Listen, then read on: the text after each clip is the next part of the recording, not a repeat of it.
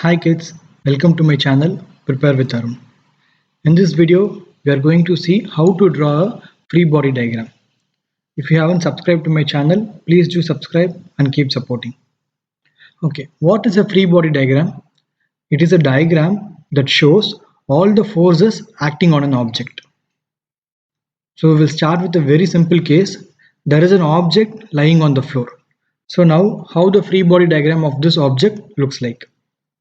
Whenever there is an object, always the self-weight of the object will be acting downwards because of gravity, and it will be acting from the center of gravity point. So it is a rectangular object, so the center of gravity will be at the center. So there is a self-weight W acting on the object. So wherever there is a point of contact, a normal reaction will be acting. Okay, and the normal reaction will be always perpendicular to the contact surface. So a normal reaction perpendicular to the contact surface will act. So this is the free body diagram for the simple case, an object lying on the floor. Here we have a sphere attached to the wall by means of a string. So as we have already seen, the first thing we have to draw is the self weight of the sphere. Okay. Next, in order to prevent the sphere from falling, the string has to give a tension upwards. Then only it can hold the sphere.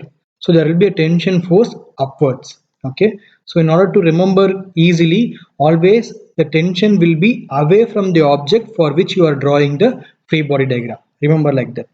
So this is how the free body diagram looks like.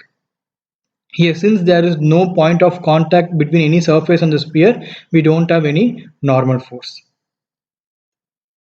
Here an object is attached to the roof and wall by means of two strings.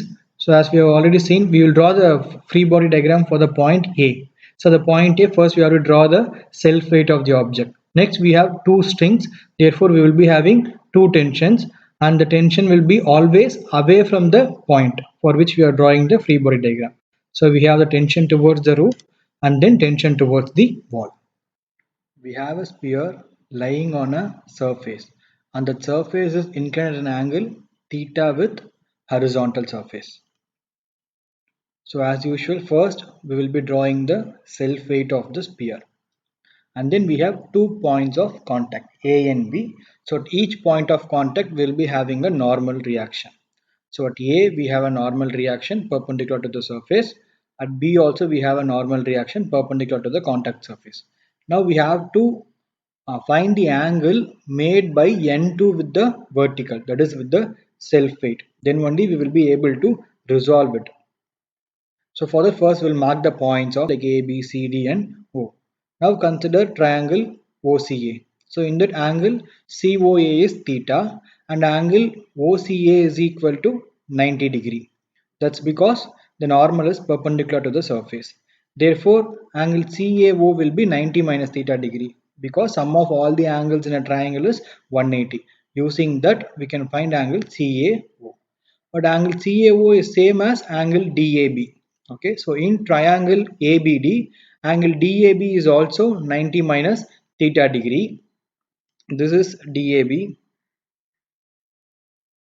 and that is CAO. So CAO and DAB both are same. So it is 90 minus theta degree, and angle DBA is 90 degree. Therefore angle BDA will be theta degree. That is, this angle is also theta. So if this is theta, then this angle will also be equal to theta. So in exam you can directly write that value as theta. Whatever angle they have given here, you can write the same angle here also. So this is how the free body diagram of the sphere looks like. Now there is a sphere in a V-shaped block.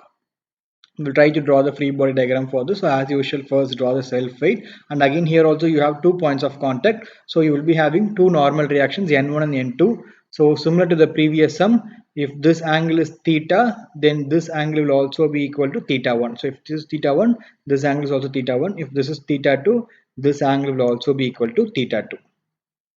In this case, we have two objects, A and B. B is lying on A. Okay. So first we will draw the free body diagram of A separately, and then we will draw for B separately.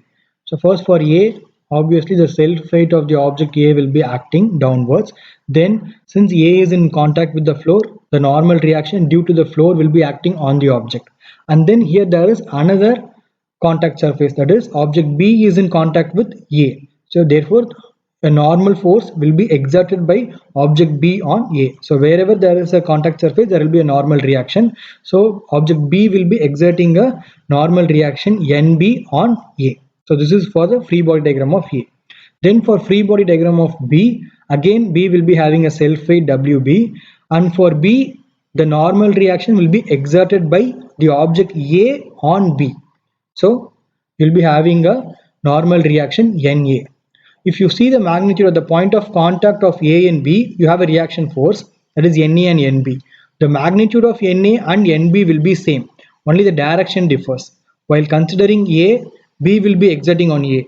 While drawing the free body diagram of B, object A will be exerting force on B. That is the only difference, but both the magnitude of NA and NB will be same. We will see how to draw a free body diagram when frictional force is involved. In this case, it's just a simple object lying on a ground, so there will not be any frictional force. But if a force P is trying to move the object, then whenever the object is trying to move, a frictional force will be acting on the object. So in the free body diagram, as usual, you will be having a self-weight normal reaction, and in the free body diagram, you should also draw the given force. Here the given force is P, so I am drawing that also. And here the direction of the frictional force will be opposite to the direction of motion. So in this case, the force P is trying to move the object towards right. So the frictional force will be in the opposite direction. Okay. So in this case, again there will be a self weight and a normal reaction making an angle theta with the self weight. So whenever an object is kept on an inclined slope, because of gravity, it will try to come downwards. It will try to move downwards. So obviously a frictional force will be acting on the object. Since the object is trying to move downwards, the frictional force will be acting upwards. And it will be parallel to the axis of the object. If you like my explanation, please do like the video, share the video, and subscribe to my YouTube channel Prepare with Arun. Thank you.